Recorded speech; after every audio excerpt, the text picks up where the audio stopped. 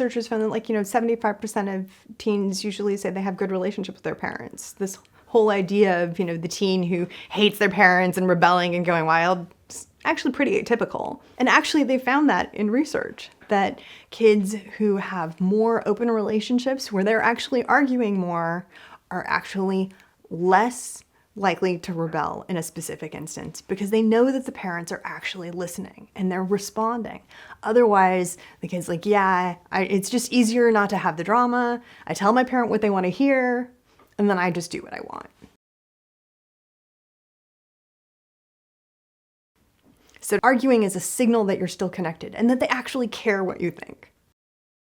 I certainly don't want people yelling at each other. I don't want them screaming at each other because that's not productive. And researchers actually found that in an argument, we very quickly stop listening. Instead, we plan the next thing we're going to say. Sort of the Charlie Brown, wah, wah, wah, wah, wah. But I totally think that's unfair. Wah, wah, wah, wah. No, all my friends are doing it too. Wah, wah, wah, wah, wah. But the parents are doing the same exact thing. I can't believe you're not listening to me. Wah, wah, wah, wah. So what we have to do is we have to keep listening to each other meaningfully rather than just waiting for the other person to stop talking. But as long as they keep talking and giving you information, they're still engaged. The real problem is when kids refuse to talk to you and they're so upset they just leave the room. A lot of people say, well, my kid's kind of distant, but I know they'll come to me if there's a real problem. But actually research shows that if there's a real problem, delinquency, drug use, juvenile crime, the parents and the kids both withdraw even further. Because the parent keeps saying, I know if there's a problem, they'll come to me, so I'm sure things are fine. And the kid's saying, I can't tell my parents. I can't talk to them. And if they were really worried, they would ask.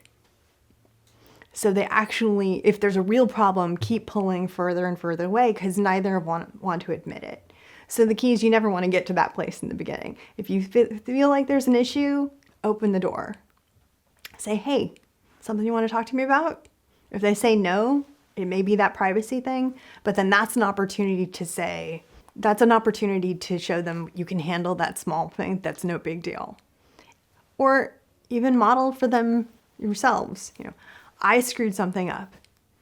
I did this. I didn't handle something at work as much as I'd like. I didn't handle something at home as much as I like. I could have done this. And show them that parents themselves are thinking about how to improve conflict situations, that they're not perfect, but they're working on it to open the door that maybe the kid can't too.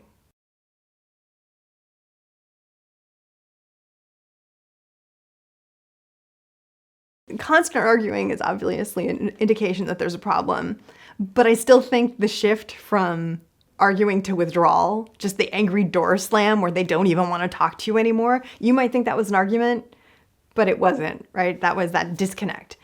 And as long as they were in the room with you, they're still trying to work it out. They're still trying to connect. Now, obviously, you don't want to belittle the kid. You don't want to make them feel stupid. Because I said so. If every one of your friends would jump off a bridge, would you? Those arguments aren't going to be productive, but those are power plays on both of your parts. And obviously that's not going to work. So what you want to do is stick to the facts. Why did something happen? And don't set kids up for the blame. Other lying researchers have looked and, found out or you walk into the room and there's a broken window. What happened here? Well, there's a baseball on the ground. You know exactly what happened. What you're doing is you're baiting your child to lie. Because what you're really doing is testing whether the kid will actually cop to the fact that the baseball went through the window. So don't set your kids up for feeling like they have to lie to cover for something. If you knew something happened, hey, there's a new dent in the car. Tell me what happened. I'm glad you're safe. Rather than, do you know why there's a new dent in the car after I loaned it to you?